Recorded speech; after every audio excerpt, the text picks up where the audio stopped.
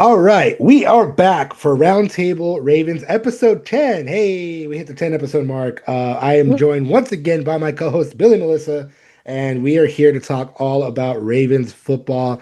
And we're going to be talking a whole lot about the coaching staff because it's starting to get rounded out. I was on a little bit of a break, but I was still keeping up mostly with the coaching staff news. We'll jump right into the top one at the list. Anthony Weaver is back.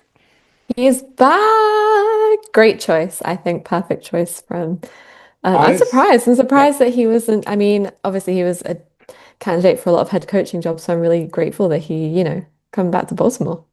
Yeah, honestly, I'm a little surprised that he was not picked this time around. Also, the same thing happened to him last hiring cycle. I think Mm. it's only a matter of time until he becomes a head coach. I think probably that's going to happen in 2027 if anybody is fired, or the year after that. There's usually at least one head coach that's fired per season, it seems. This season was insane. 10 teams Yeah. all looking for a coach. I was very shocked, honestly, that Mike LaFleur landed with the Cardinals. I thought that would have been where Anthony Weaver would have gone.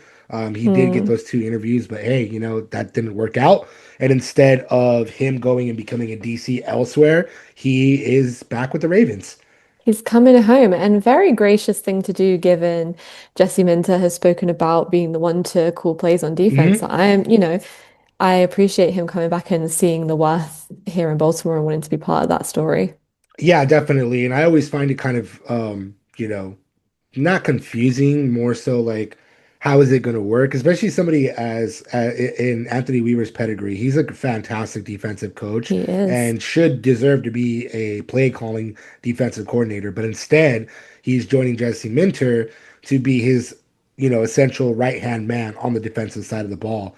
Um, so I don't know how that's exactly going to work, but I think it's a huge pickup. I mean, Anthony Weaver again is a fantastic mind. He knows the Ravens. He knows the culture. He was with the Ravens in He does. 2021 as defensive line coach. Then he was promoted to assistant head coach and defensive line coach in 2023, I believe it was. And then he left for the Miami Dolphins. Spent the last two seasons there as their defensive coordinator.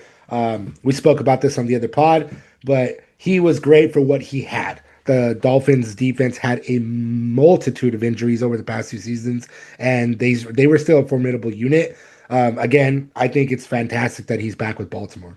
Me too. I mean, maybe he didn't see an opening he liked that was left this cycle, saw the potential that was going to happen over hopefully the 2026 season in Baltimore. Maybe he would become the top candidate somewhere else next season. So I'm excited that he's back, grateful, and yeah, I'm not wishing him away anytime soon. Yeah, definitely. I mean, obviously, I would imagine he's going to have a lot of responsibilities, regardless of him not calling plays, which he will be Minter's right hand man, presumably. hmm I wouldn't think that he wouldn't also be given the assistant head coach Yeah. possible opening as well, or title. I mean, but yeah, I think it's great. I think he is a leader of men. I think he's the kind of coach that players respect hmm and will run through a wall for him, regardless of, like we just said, that he's not calling plays on defense. I still think he's just a high pedigree coach. I think it's fantastic that he's back with Baltimore. Um, Yeah. yeah, if there were anybody they could get, as Anthony Weaver, and also the fact that he did interview for the head coach job with the Ravens, and instead of Yeah, being like, very gracious of him, yeah, to be like willing to kind yeah, of, some guys get a chip on their shoulder about that stuff and they're like, nope, I'm exactly, gonna go prove myself. And no, he's a humble guy. He's coming back. I mean, he's familiar with many of the players that are still on the team were there when he was around. And I think of the teams with defenses left open in coaching positions, I mean, we were the most attractive candidate. I feel like, I mean, maybe LA, also, Chargers kind of have like a good thing going now that we stole Minter off of them. But yeah. yeah, I'm glad. I'm grateful. I'm grateful that he's back. Yeah, definitely. I mean, that would have actually been really funny if the Chargers had hired Weaver as DC because Mike McDaniel's their OC, so it would have been like Yeah, really I funny know. for that There's to happen. two Miami guys had no. Later, let's go to the Chargers. Let's go to West Coast temperatures and Yeah, not I be was able to gonna fight the say, cold. great that he's happy to be back in the freezing cold temperatures of Baltimore. He was missing that winter chill a bit, so he's coming home. Yeah, definitely. Again, I think this is a great hire. I think it's good for the Ravens. It's good, like you said, he's very gracious in the fact that he wasn't upset that he didn't get the head coach job and instead took the DC job with the knowledge that he will not be calling plays. Obviously, he's still going to be involved, and that's not saying that he's not going to be, you know, any kind of authority figure on that side of the ball. Hmm. Um, it's just now, he's just going to be the right hand man, presumably to Jesse Minter, and helping reestablish this organization as a defense first organization. In my opinion, that is not necessarily going to be the case. That is not a shot at the offense. The offense has been I mean, good. how can it be with Lamar like that? Right, right. And Derrick Henry and Yeah, Zay Flowers and obviously Mark Andrews. they have some work to do in the receiving department, the tight end department. They have a lot of work to do, in my opinion, on the offensive line. Anyway, Yeah. that the point being is like obviously with Minter in house and Anthony Weaver now, you're gonna be expected to be a defensive first team in the sense of Hmm. like that defense has got to be strong or at least at the level where the offense is. And you have the pieces there. There's some work that needs to be done in the secondary as well, but and especially the pass rush, which we've talked about multiple times. But this is huge. It's a really Yeah. I'm interested to see how it changes, like how the Ravens are going to change in year one. Are they going to be that? Are they going to be a defensive first team? Get the defense strong, get that unit going, and make sure that they can get the offenses off the field, and Lamar Jackson and company just take charge and finish things off. We'll see. Yeah, I mean, we flip-flopped over the years while Lamar's been here. We've been very much, offense, defense, Hmm. and I'm waiting for the two to just come together and be that powerful duo. I think if they can smooth out the errors, then I think we say it every year, Baltimore, but it's gonna be our year. Yeah, I mean, look at the Rams. The Rams were a defensively and offensively sound team, and the same thing goes for the Seahawks. Obviously, they're a little bit more defense than they are offense, but Yeah. regardless, those are the two roadmaps to follow in terms of balance. Both those teams had huge balance on both sides of the ball, minus a few things. Obviously, the Rams barely lost out on making it to the Super Bowl, and Hmm. arguably they could have done it, and they could have been the NFC team. I've said this before, and I'll say it again. I don't think the Patriots are going to beat anybody on the NFC, regardless of whoever it is. Whoever it is, Yeah. hot take here, I guess, but I just don't think I don't think Come there's anybody. Sunday, come Monday, they'll be Yeah, like, I just don't think anybody is as strong as that the NFC has been this season, especially that yeah. NFC West. So, you look at that roadmap, you follow that roadmap of defense and offense melding together, and that's what you get. You get a Super Bowl caliber team. Both of those teams again. Hmm. If the Rams would have won, we would have been saying the same thing about the Rams as we are saying about the Seahawks. Same thing, but that's what the Ravens need to do. They need to go back to where they have that balance, where both sides of the ball are just rocking and rolling, and you don't know what to do with that. You can't really fight it all the way, and you just see what happens. Similar to the 2024 team. Teams the years before they've kind of been like that. Minus Hmm. minus a few things here and there on both sides of the ball, but they've been strong up until 2025 was a bit of a reality check. Yeah, we got humbled a little bit last season, and I think we're going to want to come back stronger and we're not going to want to make the same mistakes. And we're going to prove that all of this, getting rid of Harbaugh was worth it because he was a great coach. And, you kind of got to prove that you made the right decision. I know there's loads of fan opinions about Harbaugh, but he was a great coach, full stop. And so, you got to show that Mint is really the guy to take this team to the next level. And there's so many changes around the AFC North as well. This Yeah. is a division that has been strong throughout, no matter where the Bengals and Browns sit each year, they Mhm. still come up and show competition against the Ravens and the Steelers every year. And so, now we've got three new head coaches in the North. It's potential to be, a really competitive division. Definitely, definitely.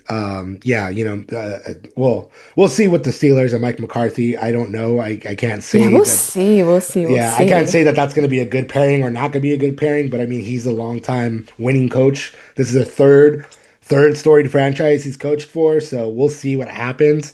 But but everyone, all those teams are now, completely new coaching staffs from the ground up, it seems. There's some like holdovers, obviously, but Yeah. um, I think one of the most interesting that maybe flew under the radar a little bit, but now it's kind of sorted itself out. So the Ravens got rid of T. Martin, who was Lamar Jackson's quarterback Yeah, coach I've been since really nervous 2023. about this. Yeah, and now they hired.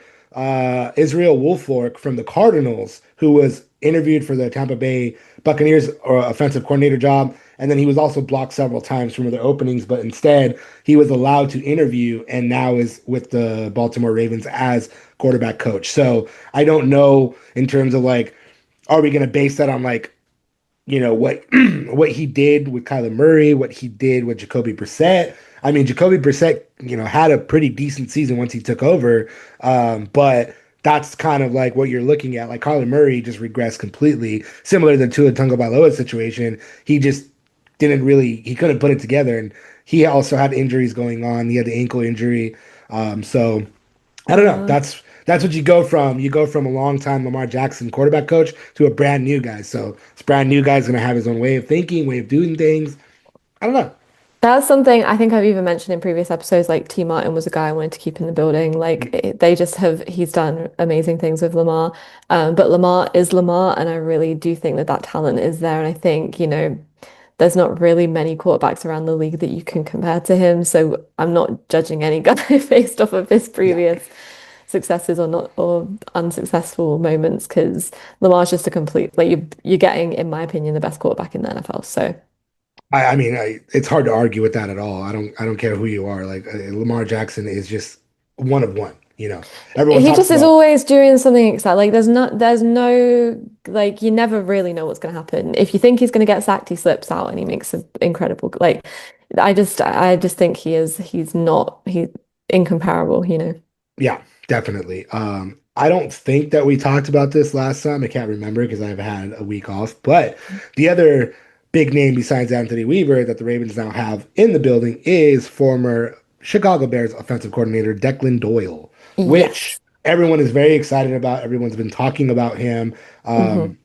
Funny enough, one of the top players on the Bears, Cole Kmet, had a lot to say about Declan Doyle, which I will read right now. He said, quote, even though Declan doesn't call the plays for us, the amount of work he did on the offensive side of the ball was immense. He called losing Doyle a huge loss. And he said Declan was very hands-on with all of us. Declan's the one addressing the offense at halftime, kind of going over the openers that are going to be coming up in the second half, telling us what we need to do, what they're seeing, and how we can make adjustments. I think that's very significant for a major reason. We know that the Ravens have had issues either starting too slow or kind of wilting in the second half. So if you have a coach that is responsible for those halftime adjustments, which as we know, the Bears were historically messing up in that first half, but then coming alive in the fourth quarter and the third quarter and pulling out those Hey, I fourth would quarter. like a narrative ship because it's the other way around for Right, right. So I mean, you have somebody that can kind of help Lamar Jackson help the team get over those bipolar opposites. Either you're starting hmm slow or you're ending slow. You don't need that. You need to be consistent through those four quarters, as we know. I mean, it's cliche to say that, everybody says that, but it's the truth. You gotta be consistent through four quarters to win any football game, period. Exactly. I mean, I like what Declan Doyle did with Chicago last year. I thought, that was just a complete transformation. We don't need a complete transformation. We're very set. Offensive line, not talking about you. We need some transformation there. And then also kind of what he did in Denver with the tight ends. I thought that Denver's kind of been coming alive over the last few years after a few slump years. And so I'm excited to see what he can bring. We definitely have some pieces that need to be filled, but he's got amazing talent to work with. And, at the top of it all, Lamar and Derek Henry. So I think he's going to be great. And he's a young talent, 1 year older than Lamar. I think it's nice to have a fresh young face on there who's kind of been seeing the league go in a new direction and has been coming up through that. So I'm excited. Yeah, definitely. Again, like we've talked about in previous episodes on different podcasts, is the simple fact that the league is getting younger coach-wise, which it should, Hmm. because these younger coaches are more, they're not set in their ways. They have a different way of thinking, a new, fresh way of seeing the football field. And I think it's important to bring those coaches in. Jesse Minter's what, 42? 40. Yeah, he's a young boy. I'm pretty Yeah, sure so it's that. yeah, he's very young. He's still not as young as Sean McVay. I think Sean McVay just turned He's 40. 42, yeah. Okay, yeah. So, still you're getting that young dynamic mind. Obviously, like everybody was up in arms about how Jesse Minter is going to be the next Sean McVay, and now he gets his chance to prove that. But then you're bringing in these coaches alongside him that, are young, that have less experience or whatever, but I think that's going to be the deciding factor. I think you get younger, you get more dynamic, you get more people not being, like I said, you have that West Coast system or the Shanahan system or whatever system, and it's like, okay, you can use that, but don't just, it's not a carbon copy of that. Like use your own kind of style and tweak it a bit. So, Yeah, and I think that with Jesse Minter and Anthony Weaver, who have kind of been in the building before, it's going to be nice that Declan Doyle is kind of like that complete fresh face. He doesn't have mhm. any ties to Baltimore in his coaching history. So, I think maybe that might be what the offense needs. And I remember during Jesse Minter's introductory press conference, Eric DeCosta was saying that Lamar and many of the vets had a say, not just in the head coaching, but also with the coordinators. So Mhm. Lamar's obviously seen something that he likes with him, and I trust him to deliver on what he needs. Definitely, definitely. Yeah, it's really going to be interesting. I feel because of this youth movement, not every coach is young. Not every coach they got in the building is that young. But I think with the youth movement, I think that's kind of what you need, especially because you know that I'm not saying that like Ravens players are immature by any means. I'm just saying like they're a little bit more kind of like I think you have to battle young with young, and rather, you Mm. match them up a little bit more on that front, and you're like, okay, yeah, like we're kind of eye to eye, and now let's go put that on the field. So I think it's good. It's exciting, honestly. Yeah, I mean, well, the Ravens players got their toys stolen from them last season. No PlayStation, no Xboxes in the facility. So I don't know what the policy is going to be next season, but Mhm. I think that these guys know how to communicate in a way that isn't just quite like, hey, we're taking away all your fun. Yeah, definitely. So, in addition, there's been some, obviously, a lot more coaches added. So, offensive line coach Dwayne Ledford. Ledford was the former offensive line coach and run game coordinator for the Atlanta Falcons from 2021, 2025. He also brought in Sean Flaherty, who was the assistant offensive line coach with him at the Falcons. Inside linebackers coach is still Tyler Stanucci. He's been here. He was on John Harbaugh's staff. He is remaining in the building, one of the few holdovers from the past regime. Another one, excuse me, another coach that everyone's talking about, which I think also is needed, is now the passing game coordinator and secondary coach, Mike Mickens. So Mickens spent the last 6 seasons with the Notre Dame Fighting Irish, and the Irish had the best secondary in the entire collegiate world. So he was also a big get. I think that's obviously what is needed. We've talked about the issues in the secondary, and they need to really like fine tune that defensive unit for sure. Figure out what they're going to do with Marlon Humphrey. Is he coming back? Is he not coming back? But there needs to be some help in that secondary for sure. For sure. I mean, it's all led by Carl Hamilton, and like I think that any coach coming in, that's where he's going. I don't know, did the paths cross for Kyle and Mickens? Probably not. I can't remember what year Carl came into the league, but regardless, they have familiars scheme-wise from Notre Dame, Notre Dame, Hmm. never getting over it. It's fine. So I like both of those hirings, and I think he's kind of been around Mickens. He's been across, he's played as well, and I think that it's always important when um, we have some former players coming back into like Anthony Weaver has also played. That's a really strong Yeah. defense who understand what they're asking their defense to do. Definitely. Some other ones too. So game management coordinator Charlie Gelman spent the last 3 seasons with the Colts as their game manager, and I think that's huge too because the Colts were pretty fantastic last season. Obviously, they had some injuries that kind of derailed everything towards the end of the season, but I think that's also a big up. Yeah, I mean, we've needed some game management Yeah, things for a definitely. while. So I mean, we were just talking about that. You can't start slow, or end slow or whatever. You need somebody with strong game management skills to help, manage that clock and to help Jesse Minter. The only other holdover so far is Randy Brown, special teams coach, kicking specialist, has been with the Ravens for 18 seasons. So he's been around forever and he's still going to be around, which is good. And then The only other one that I think was new that was announced is Jesse Minter finally brought somebody over from the Chargers. So he was he was a defensive assistant with Minter in 2025. He joined Nebraska as the safeties coach for 1 month, and then he got stolen, and now he's with the Ravens. So he will be the assistant defensive backs coach. So he will be working with Mickens and working with Minter. So that's the only like really like full on Chargers assistant that Minter brought over. Everybody else are either people that he crossed paths with or just longtime coaches that he respects. So yeah, I mean the coaching staff is nearly filled out, I believe. Yeah, we're filling out, really. I think it seems a lot more defense heavy right now than offense, maybe. But we're really getting to the nitty gritty, and I like that. I like that we're having that all sorted and done before we need to have talks about trades and need to have talks about the draft. So we look pretty set, ready to go. Yeah, and that's really like the main thing is getting set before free agency starts, which is a little over a month. And I want to say the Senior Bowl happened on the 31st, and now you have those Senior Bowl candidates that you need to start evaluating. Then you need to start looking into the draft as well, start evaluating college talent that you want to go for.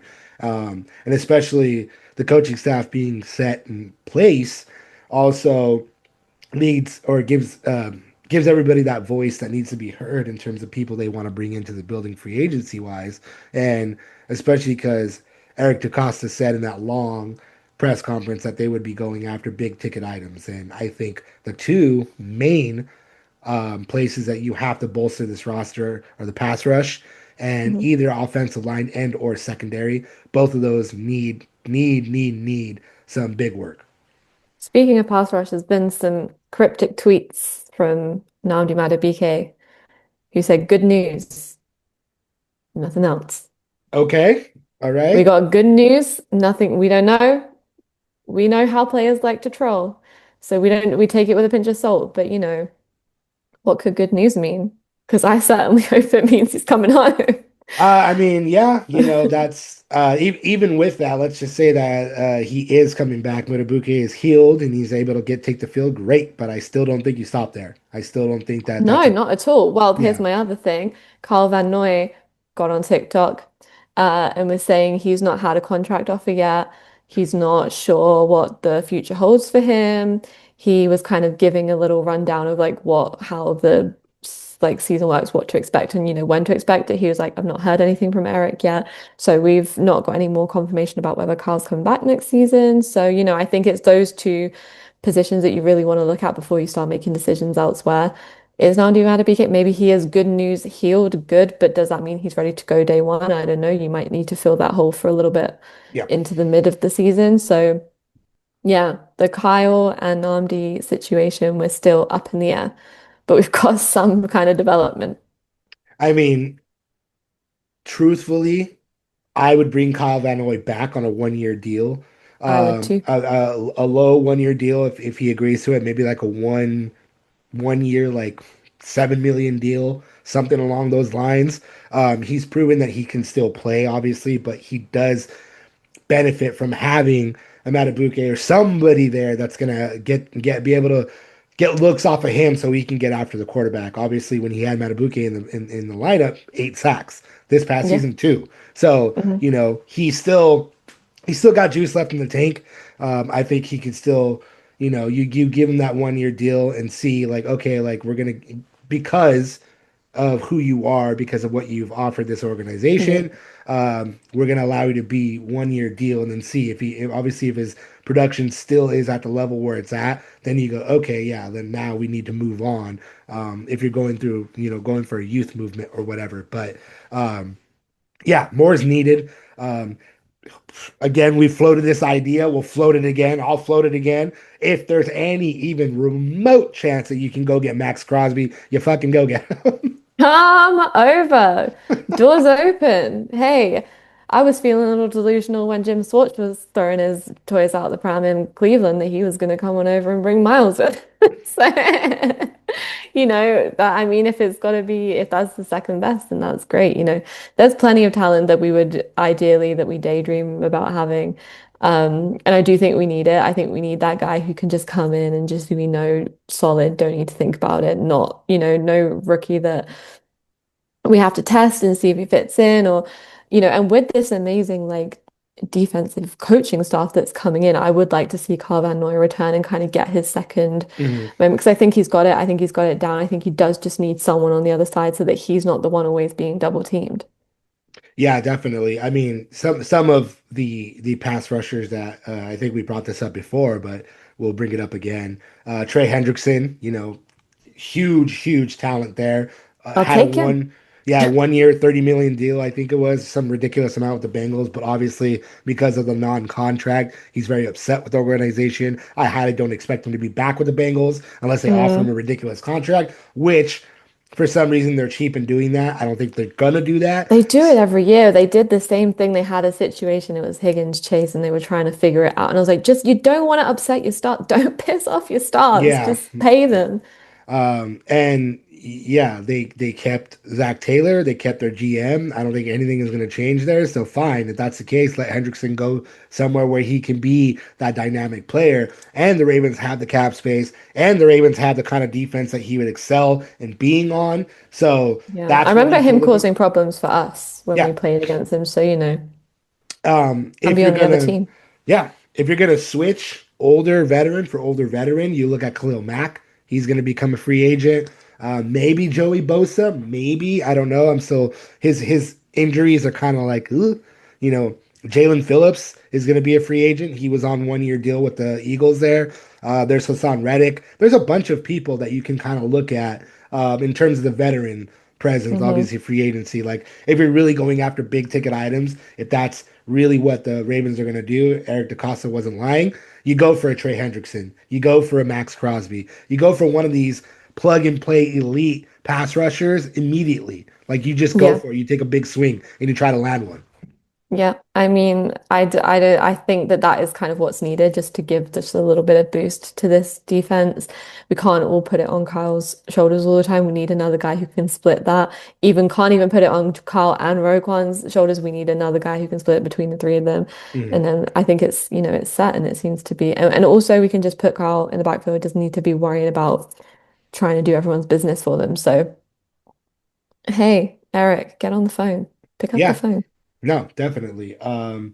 Yeah, that's just fix that pass rush. Get that really strong pass rush in there, whether it's, even if it's not someone like Max Crosby or Trey Hendrickson, maybe it's two like upper echelon veterans that you bring in, but you got to bring in somebody.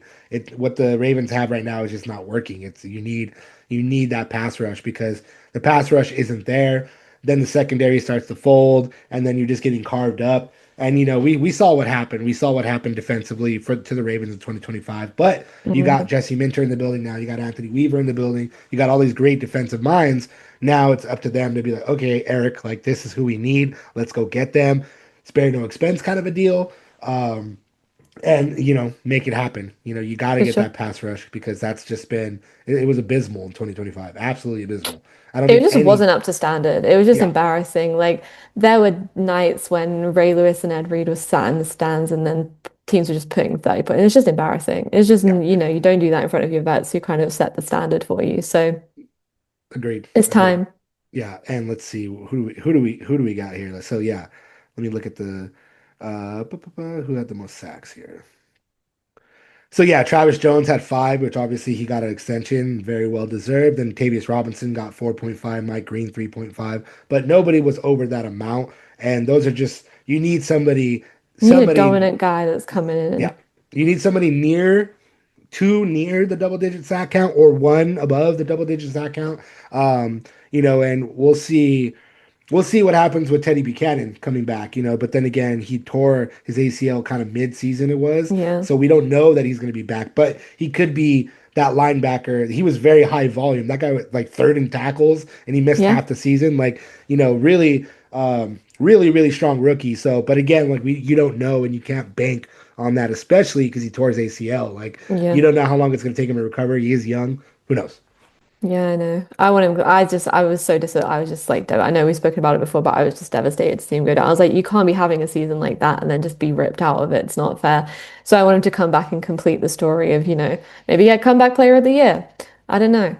Hey, I think he was nominated or he got rookie of the year, I believe it was from the PFWA.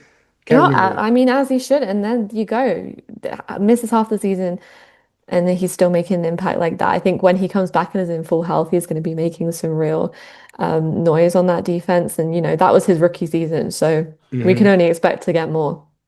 Yeah, you can only expect him to get better. You know what I mean? Like, Hmm. that he's only going to get better. So I mean, you have that young dynamic player. Let me see. I just found the article here. He got Yeah, he was named to the all rookie team by the Pro Football Writers of America, which is a huge honor. And again, he missed half Yeah, the season, but that's how good he exactly. was. So, I mean, you can't bank on that. You can't wait for Teddy Buchanan to be ready by week one if it's even going to happen. You need that elite pass rusher, period. Yeah, and I would like to see also Mike Green getting some more. I don't know if the situation was just defense wide and we weren't getting the most out of him. I don't know if the coaching staff switching around is going to bring more out of him. Because when he did show up, he made a difference. And so I wonder if it was more of a coaching thing as opposed to a player thing. But I still do agree that we need those big ticket players coming in to, just solidify and something that so we don't have to be pushing for these rookies to be doing more. Like it's their first and second season. They shouldn't be having the whole defense put on their shoulders. We do need people to kind of stand beside them who can kind of guide them and mentor them. And then they'll be Definitely. at that point. No, definitely. I mean, he had 3.5 sacks. He had 41 total tackles, 17 were solo. I mean, not bad for a rookie season, but you're right. I think you're putting too In much an pressure. underperforming defense as well. Right, right, and yeah, I mean, but then again, like, look at that. You see what he was able to do with limited other additional pass rushers. You bring Matabuke back, you bring in Max Crosby or whatever, and then all of a sudden you have all these younger guys that have that high motor that are able to get loose themselves. So I mean, obviously, like trickle down effect, you got to bring Yeah. that big guy in, and that in turn is gonna open everybody else up. Even Kyle Hamilton, maybe he's Mhm. not having to be by the line of scrimmage. Maybe he can back up a little bit more again. But he was fantastic. So maybe you keep him there, and then he's Yeah. another pass rusher too. So there's so much, but you got to get that elite player in there. There's so much potential, and I don't think we've seen, and we have seen over the years, like what this defense is capable of. It's changed. Players have changed here and there, but it's not the foundation of it. And so I know that someone just needs to unlock that door and just let it free. And I think for players around the league who are going into free agency, I mean, we're an attractive team. We're fresh, we're new, got a whole new coaching staff in, got one of the best defensive minds at head coach now. Why wouldn't you want to come over and play in Baltimore? There it is. Definitely. That's Yeah. my pitch. Yeah. I mean, it's a good pitch. Yeah, we are back. This has been Roundtable Ravens, episode 10, historic episode 10. We're going to keep going and going and going.